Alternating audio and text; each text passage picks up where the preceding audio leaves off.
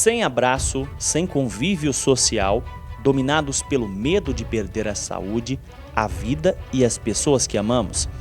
Essas são apenas algumas características da pandemia que enfrentamos há mais de 2 anos.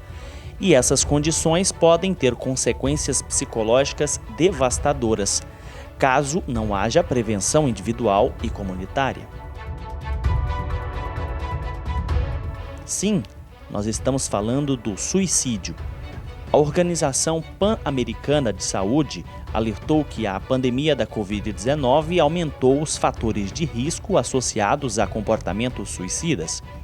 O suicídio continua sendo uma das principais causas de morte no mundo, sendo responsável por uma morte a cada 100 mortes.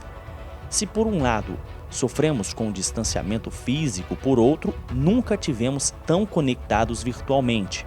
Mas nesses tempos de amigos virtuais, nunca estivemos tão sós. Você pode fazer parte de dezenas de grupos em redes sociais, ter milhões de seguidores e ainda assim se sentir sozinho. A depressão é uma das principais causas de suicídio no Brasil e no mundo. Mesmo que esse assunto não diga respeito a você pessoalmente, é importante ter consciência que a pessoa do seu lado pode estar passando por isso. Nós vamos conversar agora com a psicóloga doutora Maria Vanessa. E a primeira pergunta que eu faço para ela é: que sinais indicam que a pessoa está deprimida e tem então os pensamentos suicidas, doutora? Não há uma receita pronta, né, que a gente consiga detectar exatamente como é quando uma pessoa está sofrendo uma crise suicida. Mas tem alguns fatores que familiares mais próximos, que amigos, que conseguem perceber quando a pessoa está em sofrimento e ela começa a dar sinais que está com pensamentos suicidas.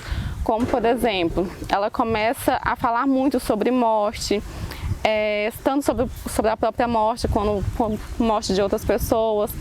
Ela começa a se isolar, então atividades que ela gostava muito de fazer, atividades de lazer, gostava de sair, algumas já não faz mais com tanta frequência. Outros fatores, por exemplo, a falta de emprego.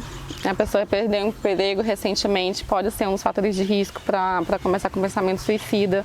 E é bom ficar atento a falas que a pessoa começa a dizer, como por exemplo: eu tô com vontade de sumir, eu tenho vontade de dormir, não acordar mais, ou então perdi a vontade de viver.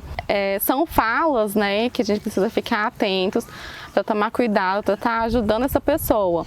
Doutor, agora é importante, depois que nós identificamos, né, esses sinais, que a gente percebe que a pessoa está com essa ideação suicida, está com esses pensamentos suicidas, como é que a gente pode ajudar essas pessoas?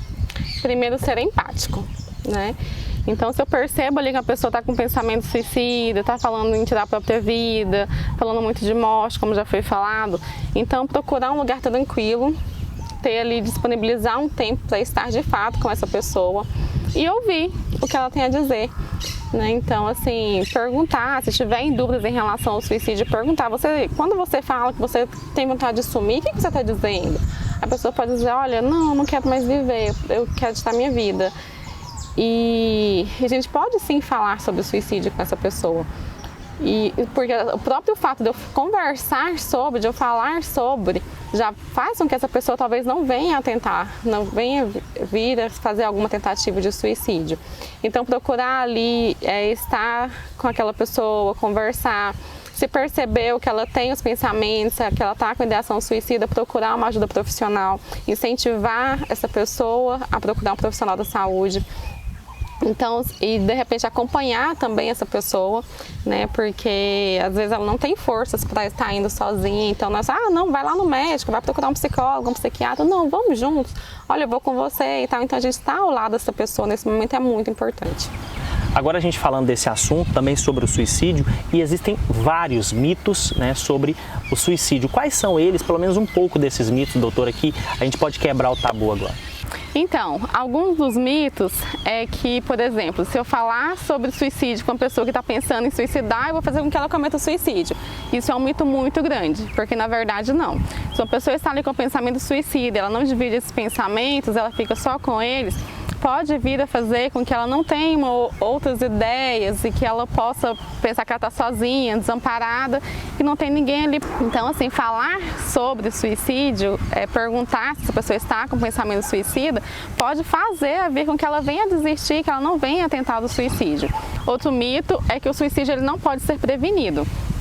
Então, não é verdade, porque o suicídio ele pode sim ser prevenido. Então, se a gente reconhece os sinais, percebe os sinais de alerta, a gente pode sim estar intervindo e ajudar com que essa pessoa não venha a cometer suicídio.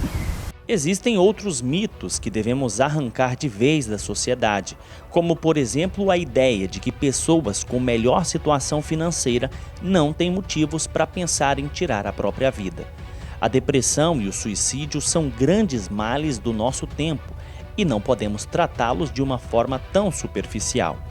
A luta deve ser diária e a atenção e apoio dos amigos e familiares é fundamental para que aqueles que lutam contra esse mal saiam vitoriosos.